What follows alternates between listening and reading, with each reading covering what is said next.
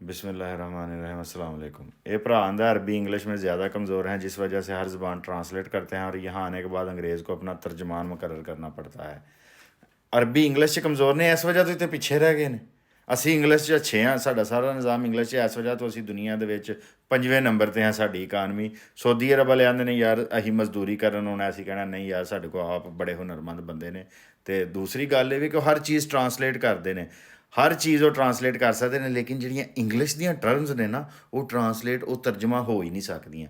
ਜਿਹੜੀ ਡਾਕਟਰੀ ਹੈ, ਇੰਜੀਨੀਅਰਿੰਗ ਹੈ, ਤਰੀ ਹੈ, ਜਿੰਨੇ ਵੀ ਪਾਕਿਸਤਾਨ ਦੇ ਵਿੱਚ ਡਿਗਰੀਆਂ ਇੰਗਲਿਸ਼ 'ਚ ਕਰਾਈਆਂ ਜਾ ਰਹੀਆਂ ਨਾ, ਉਹ ਤਾਂ ਕਰਾਈਆਂ ਜਾ ਰਹੀਆਂ ਨੇ ਕਿਉਂਕਿ ਉਹ ਤਰਜਮਾ ਹੋ ਹੀ ਨਹੀਂ ਸਕਦੀਆਂ, ਉਹ ਅਰਬੀ 'ਚ ਵੀ ਨਹੀਂ ਹੋ ਸਕਦੀਆਂ। ਅਤੇ ਉਹ ਅੰਗਰੇਜ਼ ਹੁੰਦੇ ਨੇ ਅਤੇ ਅੰਗਰੇਜ਼ਾਂ ਨੂੰ ਤਰਜਮਾਨ ਮੁਕੱਰਰ ਕਰਨਾ ਪੈਂਦਾ। ਸਾਡੇ ਇੱਥੇ ਅੰਗਰੇਜ਼ ਹੁੰਦੇ ਨੇ ਪਾਕਿਸਤਾਨ ਦੇ ਵਿੱਚ, ਉਹ ਇੰਗਲਿਸ਼ 'ਚ ਹੀ ਬੋਲਦੇ ਨੇ, ਅਸੀਂ ਸੁਣਨੇ ਹਾਂ ਉਹਨਾਂ ਨੂੰ ਤਰਜਮਾਨ ਦੀ। ਅਸੀਂ ਆਨੇ ਯਾਰ ਸਾਡੇ ਆਕਾ ਨੇ ਸਹੂਲਤ ਉਹਨਾਂ ਨੂੰ ਦੇਣੀ ਚਾਹੀਦੀ ਹੈ, ਉਹ ਕਿਉਂ ਤਕਲੀਫ ਕਰਨ ਕਿ ਤਰਜਮਾਨ ਮੁਕੱਰਰ ਕਰਨ, ਉਹਨਾਂ ਨੂੰ ਸਮਝ ਨਾ ਆਏ।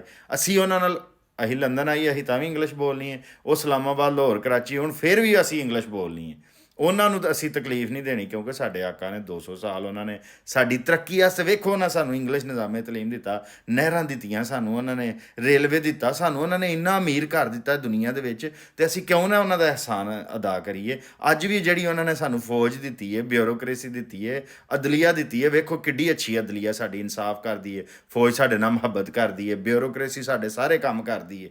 ਇਹ ਸਾਰਾ ਕੁਝ ਸਾਨੂੰ ਸਾਡੇ ਆਕਾ ਅੰਗਰੇਜ਼ ਨੇ ਤੋਹਫਾ ਦਿੱਤਾ ਹੈ ਅਤੇ ਅਸੀਂ ਇਹਦੀ ਨਿਸ਼ੁਕਰੀ ਨਹੀਂ ਕਰ ਸਕਦੇ। ਅਤੇ ਅਸੀਂ ਅਰਬੀਆਂ ਦੀ ਰੀਸ ਨਹੀਂ ਕਰਨੀ, ਨਾ ਅਸੀਂ ਜਪਾਨੀਆਂ, ਚੀਨੀਆਂ, ਕਿਸੇ ਦੀ ਅਸੀਂ ਨਹੀਂ ਕਰਨੀ। ਉਹ ਪੜ੍ਹਨ ਆਪਣੀ ਜ਼ੁਬਾਨ 'ਚ, ਲੇਕਿਨ ਸਾਡੀ ਤਰੱਕੀ ਵਾਸਤੇ ਇੰਗਲਿਸ਼ ਜ਼ਰੂਰੀ ਹੈ।